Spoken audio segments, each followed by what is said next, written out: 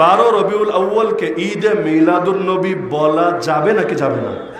বলা উচিত নাকি উচিত না?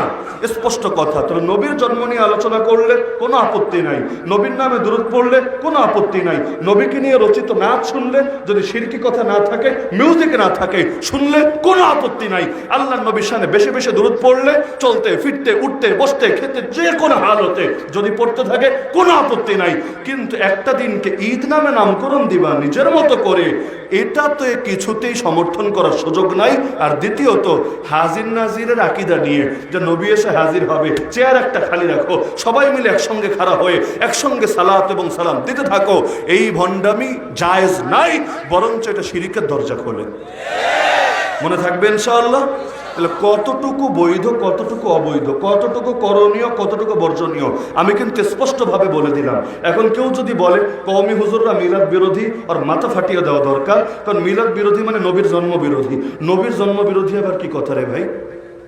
নবীর জন্ম বিরোধী বুঝেন মানে হুজুররা মানে না নবীর জন্ম হয়েছে। আপনারা মানেন না, তাই না? আপনারা মানেন না? আরে দুনিয়ায় কে মানে না নবীর জন্ম হয়েছে? যারা নবীরা গালি দেয় ওরাও তো মানে জন্ম হয়েছে। জন্ম না হলে গালিটা দিল কিভাবে? তো নবীর মিলাদ নবীর জন্ম মানে না কোন পাগলে? এটা তো মানতে সকলে বাধ্য, এটা নিয়ে কোনো দ্বিমত কাজ করে না। তো কি বুঝাতে চাচ্ছিস ক্লিয়ার বল। আয়েশা হুজুরে বলে হুজুর মিলাদ পড়ায়া দেন, বলে না মিলাদ পড়ায়া দেন। আগে অনুবাদ করো ভাই, মিলাদ মানে কি? বলবে জন্ম। পড়ায়া দেন মানে কি? জন্ম কি এটা বই, না এটা লিফলেট, না এটা পোস্টার, না এটা পেপার যে জন্ম পড়াবো? র ত ন পয়রস্যু র রতনপুর, এই যে জন্ম। কি জন্ম এভাবে পড়ানো যায়?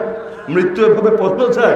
জন্ম মৃত্যু তো পড়ানোর বিষয় না। তো এসে যে বলে মিলাদ পড়ায়া দেন, আবার হুজুর একটু দুরূদ শরীফ পড়ে তেলাওয়াত করে দোয়া করে বলে মিলাদ পড়ায় দিলাম। আরে কি বুঝালা? যদি বলো দোয়া করে দেন তাহলে স্পষ্ট বলো দোয়া করে দেন। যদি বলো দুরূদ শরীফ পড়ায় দেন, হ্যাঁ স্পষ্ট বলো দুরূদ শরীফ পড়ায় দেন। যদি বলো জিলাপি খাওয়ায় দেন, স্পষ্ট বলো হুজুর জিলাপি শরীফ খাওয়ায় দেন, কিচ্ছা খতম। কিন্তু হুজুর মিলাদ পড়ায় দেন, এটা কোন দেশের ভাষা রে ভাই? না বাংলা, না উর্দু, না ফার্সি, না চাইনিজ, না জাপানিজ, না ফ্রান্সিস। এটা একমাত্র মূর্খতার ভাষা ছাড়া কিছু না। তাহলে কি করা যাবে আর কি করা যাবে না স্পষ্ট হয়েছে, স্পষ্ট হয়েছে। এমনকি কথাটা শুরুতে কেন বললাম জানেন?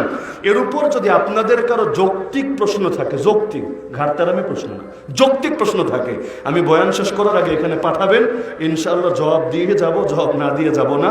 তো বিশাল সময় আছে, কাগজ কলম সংগ্রহ করে বা কাগজ না থাকলে লিফলেট আছে, লিফলেটের পেছনে লিখে কত প্রশ্ন হতে পারে এই সংক্রান্ত প্রশ্ন পাঠান, যেহেতু আগামীকালে অনেকে মিছিলে বের হবে আর কি। তো রাত শুভ কাজে দেরি করতে নেই, আমরা ইনশাআল্লাহ প্রশ্নের জবাব দিয়ে যাব ইনশাআল্লাহ।